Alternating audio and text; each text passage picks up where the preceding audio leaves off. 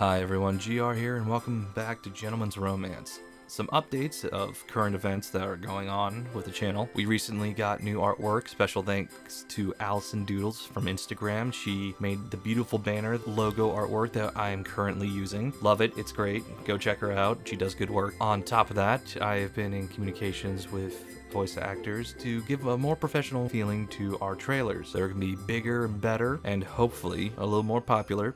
Now, on to the video. Today's episode is Thorne of Glass by Sarah J. Maas, a New York Times bestselling author. Performance today by our first ever special guest voice actor, Oliver Hetherington. Take it away. In a land without magic, where the king rules with an iron fist, an assassin is summoned to the castle. She comes not to kill the king, but to win her freedom. If she defeats 23 killers, thieves, and warriors in a competition, she is released from prison to serve as the king's champion. Her name is Selena Sardotian. The crown prince will provoke her. The captain of the guard will protect her.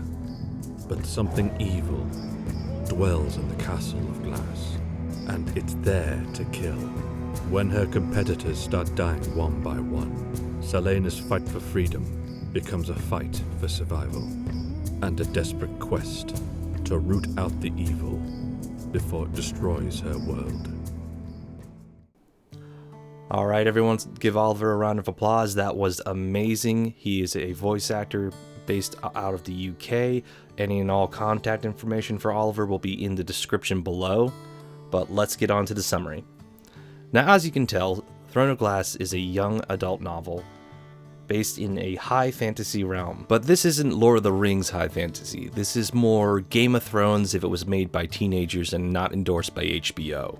I say this because, as a young adult novel, there are certain lines they could not cross. If you're looking for spice, this really isn't the book for you. It's a PG-13 fantasy romp that is just mostly mentioning the concept of sex, as our protagonist is only 18 and hasn't gained any experience yet due to her sheltered life as an assassin. Now, one thing that drew me to this book was its thriller mystery aspect. In a group of highly trained and highly skilled individuals, how is it that they're slowly being picked away one by an unseen force? It made the stakes high and made me feel very engaged in the book. I constantly found myself wondering what would happen next, who would disappear, how would the protagonist prevent herself from being taken or disappearing. Another amazing theme from this book that really just got my attention was the love triangle between the captain of the guard and Selena and the crown prince. The whole premise that their love is wrong is due to the fact that she's a criminal and of a lower station.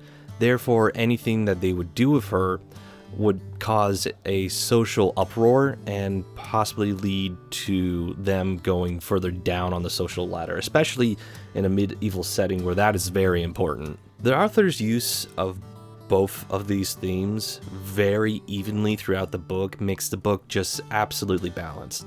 It's dark and thrilling when it needs to be, but right afterwards you'll have something light-hearted and romantic happening, and it's just a nice, easy read that I'd say any adult or young adult would love to get their hands on. Rating-wise, I'd give this book an 8 out of 10. It's a good book. It's a great book even. However, the author leaves a lot of questions unanswered, and I understand that if you're doing that to build a structure for a long-running series, which this book is a part of, I just needed more concrete evidence to what was happening in the story and maybe a little bit of closure on certain questions. Now, on top of that, the romance wasn't as intense.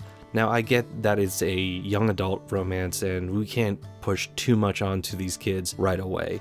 And maybe this is where I have a bit of a bias and I wanted something more intense. Now, that's just my personal opinion. Not everyone agrees with me like everyone over at Amazon. They apparently liked the book a little more. They gave it 4.5 stars. But you have other people who do agree with me. Those at Goodreads, for instance, gave the book 4 stars out of 5. And that concludes today's story. Today's book, of course, was Thorne of Glass by Sarah J. Maas. Thanks for coming by and seeing what's on the shelf. My name's GR, and this has been Gentleman's Romance. Don't forget to like, comment, subscribe, and hit that bell icon for more notifications.